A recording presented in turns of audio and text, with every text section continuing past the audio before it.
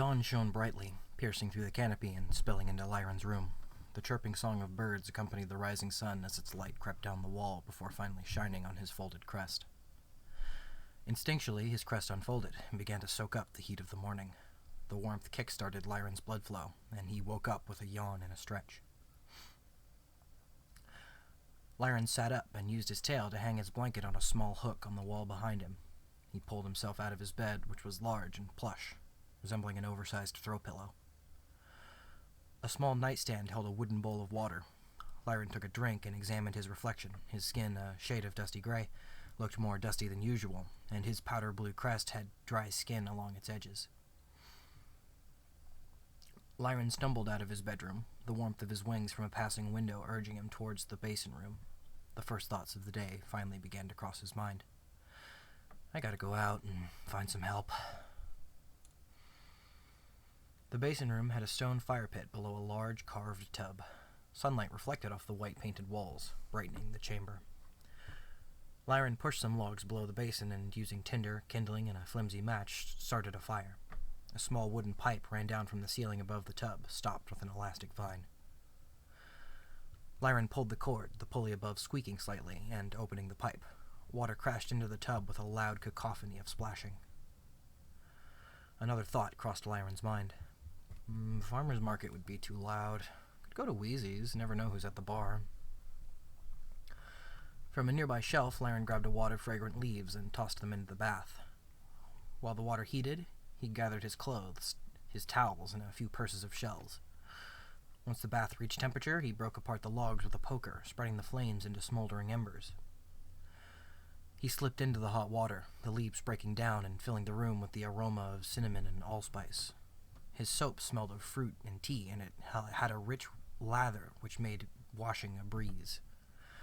When he finished, he swiped his towels off of a high rack with his tail and dried himself. He swiftly dressed, shirt and vest with slits for his wings, black pants, and a sash to match his eggshell white shirt. Stepping out the front door, he hesitated briefly in the radiant morning sun. The homes and businesses on the trees around him were bustling with Cecile like himself, some flying between branches, others lingering on porches with family or company. Wasting no more time, Lyron crouched, leapt off his porch, and took flight, weaving through the bustle. Turbulent gusts whipped past him as he glided through the canopy town. The chaos sparked a flicker of concern for his safety, but he still waved and called good morning to his friends as he passed. That day felt strange. Most mornings he carried bags weighing him down, but with only a few purses of shells he was lighter, startlingly swift.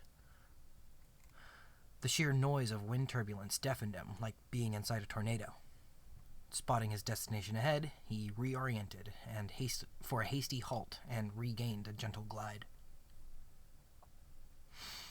He drifted down to a long building cradled between two massive trees. Smoke billowed softly from narrow windows high on the walls. Branches formed a dense canopy above, a living roof of foliage. Lyron stepped inside. The large wooden room bustled with Cecile resting in hanging seats at various heights. A counter wrapped the perimeter, its gaps at either side forming the bar's entrances. Sunlight trickled through the smoky windows, mingling with the faint glow of patrons' crests. Two Cecile hurried behind the bar, serving patrons at stools spaced wide to accommodate wings, while a third carried trays to those seated higher up. Lyron found a place at the bar and appreciated the familiar and intricate array of branches growing from the floor, forming the stool legs. Its mossy cushion brushed his skin as he settled into his seat. A tender approached. "Welcome! Today's special is Golden Daisy. 3 shells for 2 flowers, down from the usual 4. Lyron placed a pouch of shells on the counter. "Sounds good. I'll take 3 servings and a favor. I'm looking for a couple of people for a job. Tell them it's caravaneer work. Headed down south, and give them a serving. I'm looking for someone strong and skilled, as well as a capable scout, ideally someone with cartography skills."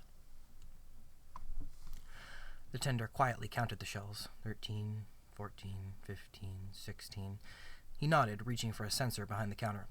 No thanks. I brought my own," Lyron said, pulling a pipe from his breast pocket. The tender raised an eyebrow, but shrugged. "Whatever. Wait here." Lyron nodded, unfazed by the reaction.